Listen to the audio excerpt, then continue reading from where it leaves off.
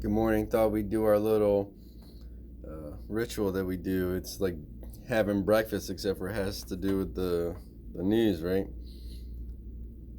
Gonna go into a couple of my saved stories. I'm using the Ground News app.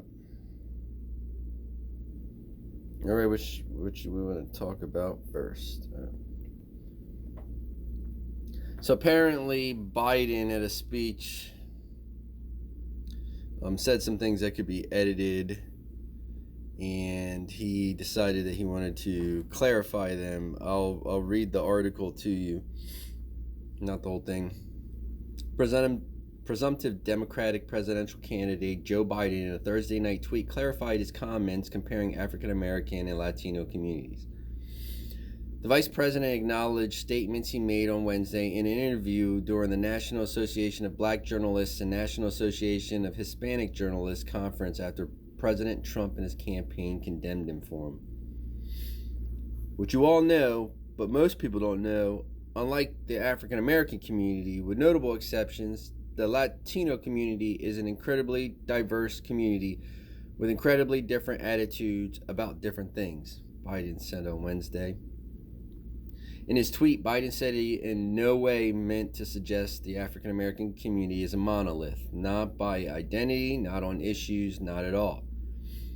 Throughout my career, I've witnessed the diversity of thought, background, and sentiment within the African American community, Biden posted. It's this diversity that makes our workplaces, communities, and country a better place.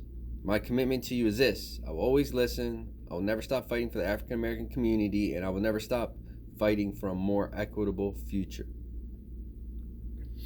So, of course, Trump and his campaign start bashing the clips of it. Okay, no, what he said was incredible, and I don't know what is going on with him, but it was a very insulting statement he made. So is the statement you made on Manifest Destiny. Okay, any indigenous that were paying attention during that time should be a little bit upset. And that wasn't an edited thing, and that was also something that you put into a tweet that was shared by the White House afterward. Manifest Destiny. In any case, the senior advisor said something that makes sense to me, which is watch the full video. Okay, if you look at the full video and transcript, it's clear that Vice President Biden was referring to diversity of attitudes among Latinos from different Latin American countries. People in Latino communities aren't all from the same background. They don't, different religions, different cultures and norms, different values. That's what's being spoken on, not the difference between their worth and the worth of African Americans or black people.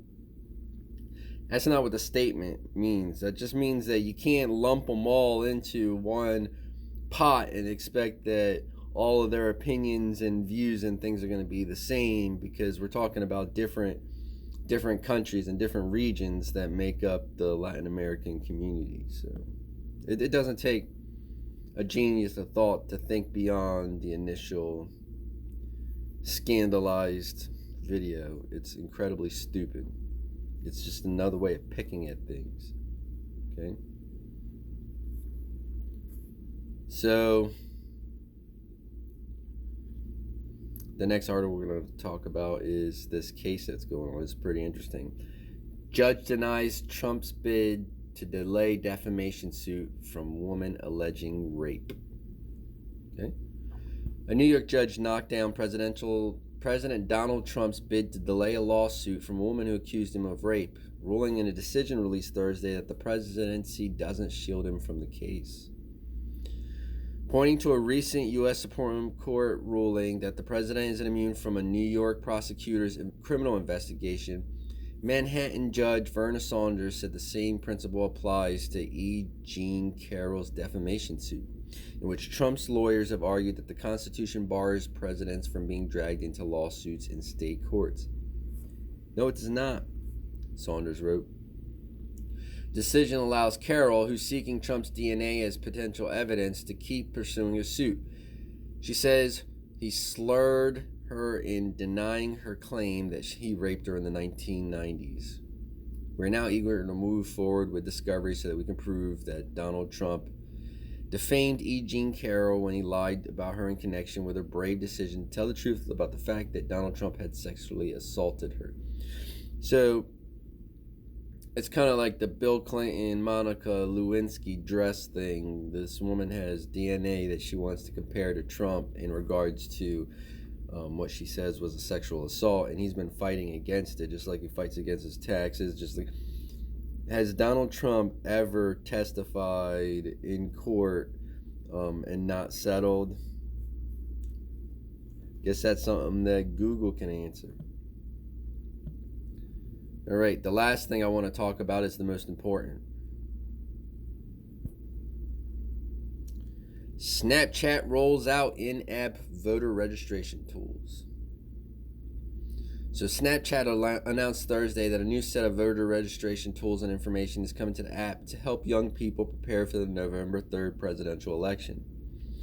The picture-based messaging app is notorious for its sweeping demographic of younger millennial and Gen Z voters, and is seeking to provide multiple avenues for users to educate themselves on how to register to vote, find polling locations, and learn about different voting options. I've been talking about this for a little while now, that we need to make it easier for people to be able to register to vote, and we need to be able to make it easier for people to be able to determine where their polling locations are, and it seems like Snapchat is on the ball with that, okay? Later on, I'm going to cover on a video just how to do the registration for voting. If I can keep it anonymous right now, because I'm not trying to give my location and things out, so we'll see how that goes. But I'll see what I can do.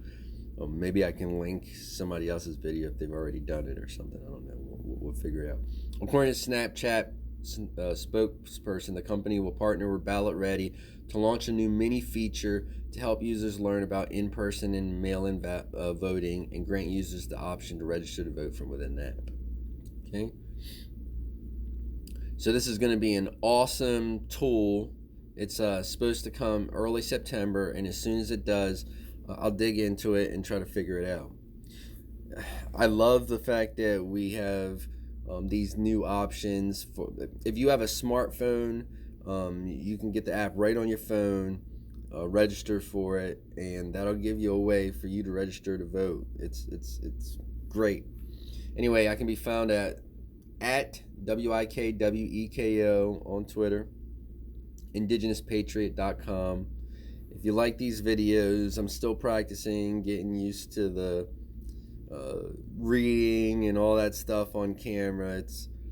It's a different experience than doing it in person. But if you enjoy it, then please share, give me some positive feedback, and I'd love to keep doing these things. Anyway, thank you for joining me.